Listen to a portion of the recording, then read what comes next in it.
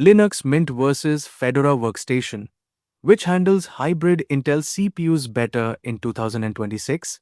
Your laptop's fastest cores might be sleeping while slow cores do the work. In 2026, hybrid CPUs need smarter scheduling. Today, we pit Linux Mint's conservative kernel approach against Fedora's fast moving updates to see which truly makes the most of Intel's hybrid silicon. Hybrid Intel CPUs combine high performance P cores with low power E cores, and they rely on tight cooperation between hardware and the operating system to place threads where they'll run best. That cooperation is evolving quickly in the Linux kernel, but not every distribution adopts those changes at the same pace. We tested compilation workloads, background task behavior, gaming 1% lows, thermals, and battery to find out whether Mint's stability costs real world speed or whether Fedora's bleeding edge stance pays off. Why 2026 hardware needs smarter scheduling. Hybrid chips are built so that short latency, critical threads run on P cores while background or parallelizable work runs on E cores. The CPU exposes telemetry, Intel's thread director, and the kernel exposes facilities like energy-aware scheduling so the OS can make smarter placement decisions.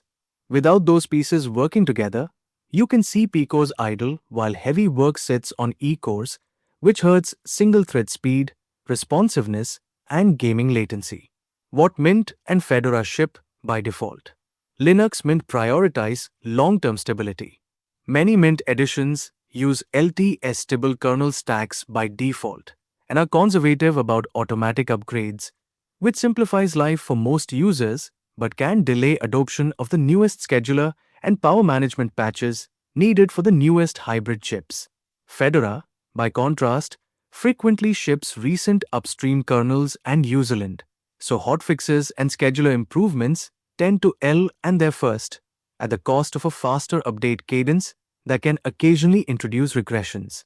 The benchmarks we ran: heavy multi-threaded compilation, parallel make clan builds, background task stress, file indexing, container startup, 4K gaming with 1% low frame measurement, modern OpenGL Vulkan titles, thermal and power logs, power draw, CPU frequency p-state traces, battery drain tests on high-end laptops, idle versus mixed workload. What we saw: compilation and throughput. On pure multi-threaded builds, Fedora pulled ahead slightly in wall clock time when the kernel could steer critical threads toward P cores. Mint's default LTS kernel sometimes left some worker threads on E cores longer, increasing build times by a small but measurable margin in tightly coupled builds. That gap narrows or disappears if you manually install a newer kernel on Mint or pin the build threads to P cores. But out-of-the-box Fedora's newer scheduler work gave it a practical advantage for these workloads. Background tasks and system responsiveness. When the system was under background I/O load, indexers, backups, Fedora scheduler and recent power management patches were better at keeping the interactive UI thread on P cores, leading to snappier UI response and fewer micro-stutters. Mint's conservative scheduler sometimes allowed heavier background threads to compete on P core windows, causing short stutters unless users tuned affinity or upgraded the kernel. Gaming and 1% lows. For gaming, the most important metric is the low-end frame rate, 1% lows, because that's where stutter shows up. In our tests, Fedora produced more consistent 1% lows in titles that are sensitive to single-thread latency, especially when the kernel had recent time slice and scheduler latency patches. Mint's out-of-the-box setup sometimes exhibited micro-stutter during abrupt load spikes, but again, installing a newer upstream kernel on Mint closed much of the gap. Thermals, power draw, and battery. Power behavior was mixed. Fedora's newer kernels push P cores harder when appropriate, which can raise short-term power draw and temperatures under peak load. That sometimes meant higher fan noise and faster thermal ramping. On laptops, Fedora could deliver better performance per second, but sometimes at the cost of higher instantaneous power use. Mint's conservative defaults were gentler on thermals, and sometimes delivered longer battery life at light to medium loads, although patches in recent kernels also aim to optimize energy efficiency on hybrid designs.